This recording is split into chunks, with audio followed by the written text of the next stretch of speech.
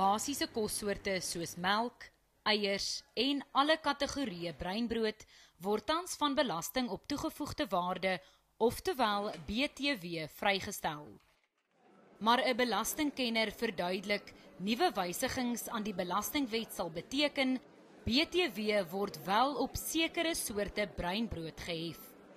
Daaronder is volgraanbrood en breinbrood wat baie vesel en proteïen bevat. What has now happened is that the brown bread is limited. So your previous categories of whole wheat bread and specialty breads, all of those breads now fall away and you only have brown bread, which is going to be subject to the zero rate. What that means is that your whole wheat bread, as your easy example, which is the bread that we all seem to buy, is now going to be 14% more expensive. Sodra die voorgestelde wysigings van krag word, sal jy byvoorbeeld R14.25 vir die volgraanbrood moet optok in steede van die R12.50 wat jy tans daarvoor betaal. Maar sal dit verbruikers se gedrag verander?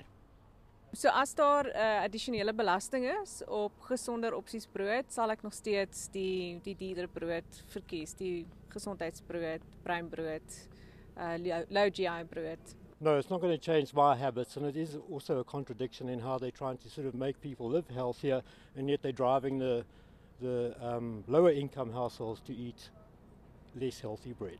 If a price of half bread goes up, we poor people won't afford it. It will be only afforded by rich people, which is not fair to us poor people. Daar word verwag dat die hoër pryse reeds van vroeg in die nuwe jaar kan geld. Mia Spies, Johannesburg.